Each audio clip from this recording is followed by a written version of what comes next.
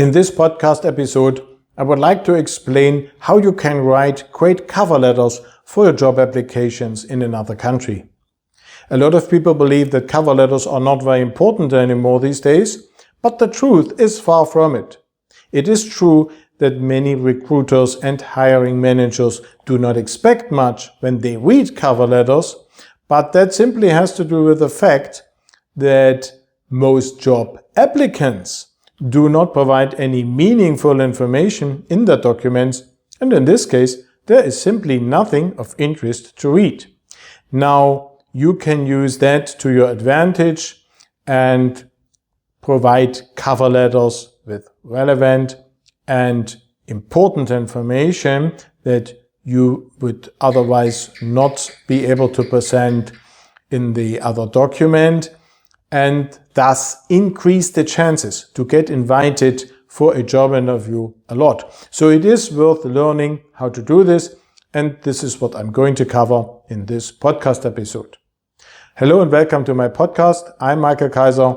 I work as an international career coach and I help managers and specialists get the job they want with a new employer abroad. Now, in order to create a great cover letter, you need to pay attention to 5 aspects. The first 4 are always needed. The 5th one is more optional. The very first aspect you need to talk about in your cover letter is that you understand the situation of the company, that you know what the company does as a whole, and if applicable, how the current situation of the industry relates to the situation of the company. So that basically sets the stage for all the other information. Now, the second one is about the position. You need to show that you understand what the position is about and, if necessary, how it is related to the situation of the company and the industry. And even more important, that you understand, because of all of that, what it takes to be successful in this position. So you need to understand the company, maybe the industry, the position, and what it takes to be successful in it.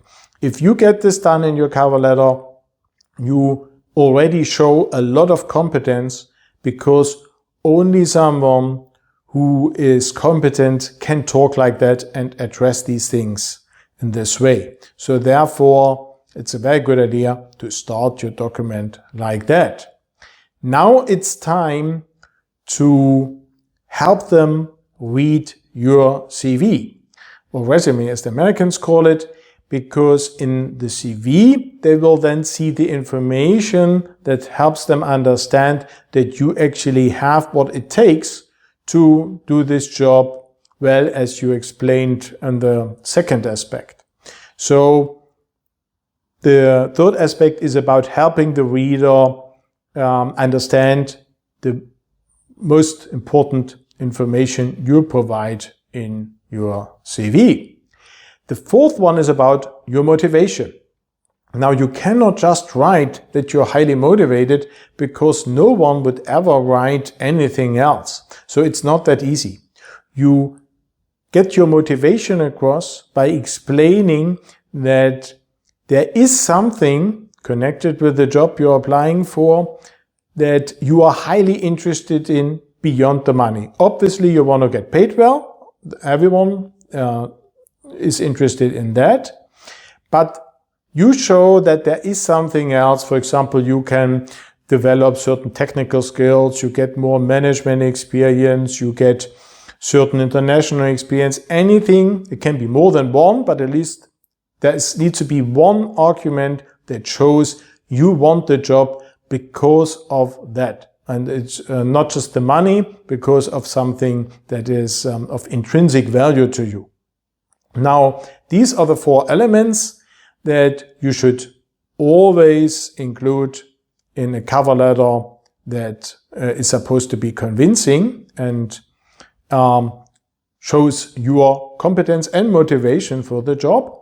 And if you have a certain argument on hand that can show that you will not only be successful in this position, but because of this special argument, it will not take long until you get up to speed and deliver great results. Then, of course, this is a great way to finish the document and hint that because of, let's say, your network of suppliers across the world, this would then enable you to actually provide the results they want in a very, very short time.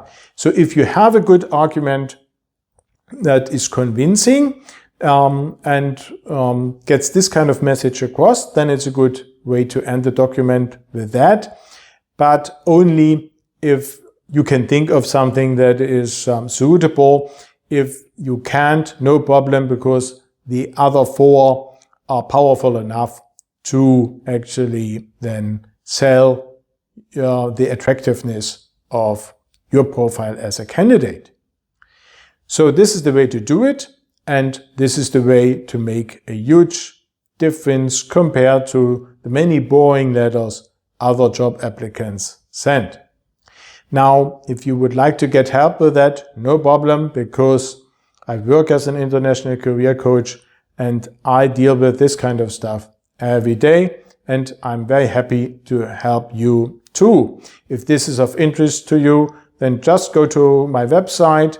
There is a button on the homepage already you can click on, and then this will guide you through a process of certain steps that will lead to a free orientation call with me, where we will then analyze your current situation in detail, check what needs to be done, and of course I'll also let you know how I can help you with all of that best. Don't think too much about it. If this is of interest to you, just go to the website, click on the button, and you can rely on the process I have prepared for you there. If you're not a member of our LinkedIn group for managers and specialists on the way to a dream job in another country already, then please join, because it's a great way of going on this journey with others, do some networking, get more information, and altogether, have more fun. I also provide additional information to support you there. So it's a very good idea to be a member of this LinkedIn group as well. If you haven't done so, please subscribe to the channel, leave me a like, leave me a comment about what kind of topics you would be interested in the future. And don't forget to activate the bell, because in this case, you will be informed as soon as I release my any new video here on this platform. That's it for today. As always, I would like to wish all the best for your job search abroad, and in this case, especially for creating truly meaningful, powerful cover letters. And I'll be back here in another week.